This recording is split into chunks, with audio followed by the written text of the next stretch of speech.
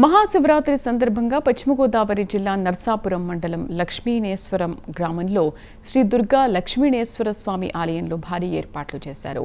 ఏర్పాట్లను జిల్లా ఎస్పీ నయీం అస్మి, Narsapuram DSP doctor Sri Veda, దేవాదాయ శాఖ ఉన్నతాధికారులు పరిశీలించారు. స్వామి అమ్మవార్ల కళ్యాణం అనంతరం రథోత్సవం, తెప్పోత్సవాన్ని నిర్వహించనున్నట్లు ఆలయ ఈవో రాము తెలిపారు. భక్తులకు ఎలాంటి అసౌకర్యాలు కలగకుండా ఏర్పాట్లను పూర్తి చేసినట్లు అధికారులు చెప్పారు. 24వ తారీఖు నుంచి కళ్యాణం, 24వ తారీఖు రాత్రి కళ్యాణం, 24, 25, 26, 27వ తారీఖు తెప్పోత్సవం, అలాగే స్వామివారి శ్రీ పుష్పోత్సవంతో 5 రోజుల కార్యక్రమాలు పూర్తవుతాయి. ఈ కార్యక్రమాల్లో 3వ రోజైన మహాశివరాత్రి ఏర్పాట్లు పురస్కరించుకుని ఈ లక్ష్మీనేశ్వర గ్రామంలో రామచంద్రుని తమ్ముడైన లక్ష్మణ చేత ప్రతిష్ఠింపబడిన శివాలయంలో శివరాత్రి ఉత్సవాలు అత్యంత వైభవంగా జరుగుతూ ఉంటాయి.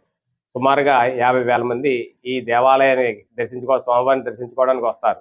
తెల్లవారుజామున 2 గంటల నుంచి రాత్రి 9 గంటల వరకు కూడా భక్తులతో విశేషంగా భక్తులు వచ్చి స్వామివారిని దర్శించుకుంటూ ఉంటారు. వచ్చే భక్తులకి ఏ విధమైన అవాంఛనీయ సంఘటనలు జరగకుండా అన్ని డిపార్ట్మెంట్ల వారి సహాయ సహకారాలతోటి శ్రీ స్వామివారి దేవాలయం వద్ద వచ్చే భక్తులకి చలువు పందిళ్ళు వేసి క్యూ లైన్లు ఏర్పాటు చేసి వచ్చిన వారందరికీ కూడా పిల్లలకి పాలు, మజ్జిగ, అలాగే ప్రసాద వితరణ చేస్తూ ఉంటారు. అలాగే గ్రామస్తులందరూ కూడా కలిసి వచ్చిన భక్తులందరికీ కూడా అన్న ప్రసాద వితరణ చేస్తారు.